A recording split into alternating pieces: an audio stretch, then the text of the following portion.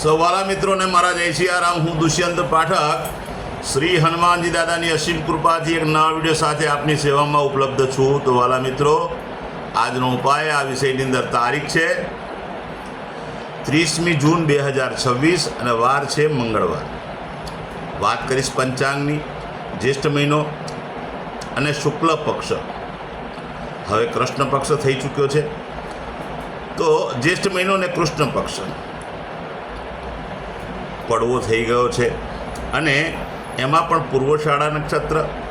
પૂર્વશાળા નક્ષત્રની જોડે બ્રહ્મયોગ, ધનુ રાશિનો ચંદ્ર અને મિથુન રાશિનો સૂર્ય છે.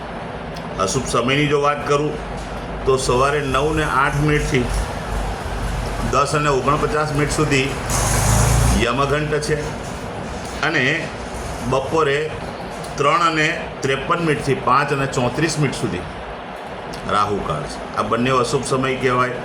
અશુભ સમયની અંદર કોઈ પણ શુભ કાર્ય, શુભ યાત્રા ના થાય. શુભ કાર્યને શુભ યાત્રા કરવા માટે કોઈ સારું ચોગડિયું, સારું મુહૂર્ત લેવું જોઈએ, જેમાં ઉત્તમ અભિજીત મુહૂર્તનો સમય સવારે બપોરે 12:04 થી 12:58 સુધી છે. આ સમયની અંદર તમે કોઈ પણ શુભ કાર્ય અને શુભ યાત્રાની શરૂઆત કરી શકો. વાત કરીશું આજના ઉપાયની. તો આજના ઉપાયમાં સવારે નાહવા માટે બેસો, સ્નાન કરવા બેસો ત્યારે નાવાના પાણીની અંદર 3 ચમચી જેટલી હળદર પધરાવવાની. એ હળદર પાણીમાં મિક્સ કરવાની. તે જ પાણીથી તમારે નાહવાનું છે. તમારું સ્નાન પતી જાય, તમે વસ્ત્ર ધારણ કરી લો, પછી એક સફેદ કાગળની અંદર અડધી ચમચી જેટલું સિંદૂર લેવાનું, એની પડીકી વારવાની, પોતાના પોકેટની અંદર 24 કલાક માટે રાખવાની. બુધવારે વહેલી સવારે પીપળાના ઝાડમાં મૂળમાં અથવા કોઈ પણ દેવ મંદિરે જઈને મૂકી આવવાનું. આટલું કાર્ય થઈ ગયું. ત્યાર પછી સંધ્યાકાળે પશ્ચિમ દિશા તરફનું મુખ રાખીને શ્રી હનુમાનજી દાદાને એક કાગભૂષણની રામાયણજીનો પાઠ, એક હનુમાન ચાલીસાનો પાઠ અર્પણ કરવાનો. સમયની અનુકૂળતા હોય તો સુંદરકાંડનો પાઠ પણ દાદાને અર્પણ કરવાનો. રાત્રે સૂતા પહેલાં પોતાની જ પથારીમાં બેસવાનું, પલાઠી વાળવાની. ઓમ કૃષ્ણાય વાસુદેવાય હરે પરમાત્મને પ્રણત ક્લેશનાશાય ગોવિંદાય નમઃ. આ મંત્ર યથાશક્તિ બોલવાનો છે. આટલું કાર્ય થઈ જાય એટલે તમારો ઉપાય પૂર્ણ. જેમની જન્મ તારીખ 30મી જૂન 2026 અને મંગળવારના દિવસે છે, એવા બધા જ વાલા મિત્રોને સૌપ્રથમ તો જન્મદિવસની શુભકામના. શ્રી હનુમાનજી દાદા એમની મનોકામના પૂર્ણ કરે, બલબુદ્ધિ વિદ્યા આપે, એમનું અને એમના પરિવારનું રક્ષણ કરે. ઉપાયના ભાગરૂપે મેં કહ્યું તે પ્રમાણે સ્નાન અને મેં કહ્યું તે પ્રમાણે સિંદૂરની પડીકી 24 કલાક માટે પોતાના પર્સમાં રાખવાની.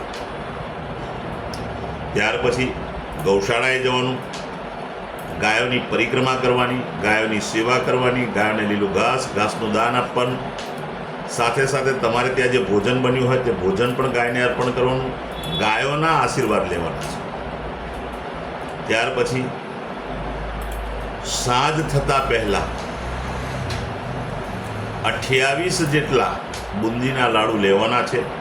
બુંદીના લાડુ ન હોય તો માત્ર ખાંડ લેશો તો બી ચાલશે. નાના નાના બાળકોને, જરૂરિયાતમંદ લોકોને, શ્રમિકોને, વડીલોને તમે આપી શકો છો. બીજી એક ખાસ આજના દિવસ નિમિત્તે કોઈ પણ સ્કૂલ જતું વ્યક્તિ હોય, નિશાળ જતું બાળક હોય, એને તમે બૂટ, ચપ્પલ અથવા ડ્રેસ જો આપશો, દાન કરશો તો બહુ જ ઉત્તમ પરિણામ આખું વર્ષ મળશે. જેમની મેરેજ એનિવર્સરી 30મી જૂન 2026 અને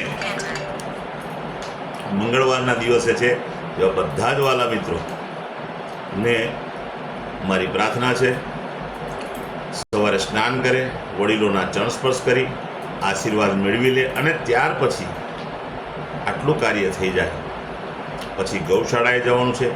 ગૌશાળાએ ગાયોની સેવા, ગાયોની પરિક્રમા,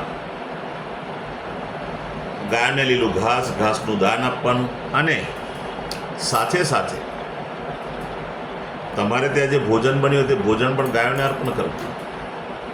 ત્યાર પછી કોઈ પણ વૃદ્ધાશ્રમમાં, અનાથ આશ્રમમાં, વિધવા આશ્રમમાં જરૂરિયાતમંદ લોકોને, શ્રામિકોને, બ્રાહ્મણોને તમારે ઘઉંનું દાન કરવાનું છે. માત્ર ઘઉં. ઉત્તમ પરિણામ આખા વર્ષ દરમિયાન મળશે. મારા બધા જ વિડીયો યુટ્યુબ પર હોય છે. મારી યુટ્યુબની ચેનલનું નામ છે દુષ્યંત પાઠક. મારી ચેનલને સબસ્ક્રાઈબ કરજો, બેલ આઇકન અવશ્ય દબાવજો, કારણ કે હું નિયમિત એક વિડીયો મૂકું જ છું. અને જો તમે બેલ આઇકન દબાવેલું હશે તો વિડીયો તરત જ તમારા મોબાઈલ પર દેખાશે, નોટિફિકેશન આવી જશે. તો મારી ચેનલને સબસ્ક્રાઈબ કરજો, બેલ આઇકન અવશ્ય દબાવો. વાલા મિત્રો, બીજી એક પ્રાર્થના, મારું ઇન્સ્ટાગ્રામ, મારું ફેસબુકનું પેજ, એનું નામ પણ દુષ્યંત પાઠક છે. મારા પેજને લાઇક કરજો, ફોલો કરજો. પ્રાર્થના કરું છું બધા વિડીયોને શેર કરજો. તમારા શેર કરવાથી કોઈ સંઘર્ષમાં ફસાયેલા વ્યક્તિને માર્ગ જળશે. અને નિયમિત એક વાત કહું છું કે એકવાર મારો વિડીયો જોવાથી કે એકવાર ઉપાય કરવાથી 24-48 કલાકમાં પરિણામ નહીં મળે, કારણ કે આ કોઈ ચમત્કાર નથી. તો ભગવાન ઉપર શ્રદ્ધા અને વિશ્વાસ રાખી નિયમિત મારો વિડીયો જોજો, નિયમિત ઉપાય કરજો, પરિણામ અવશ્ય દેખાશે. નવા વિડીયોમાં ફરીથી મળીશું. આપ સૌને મારા સીતારામ.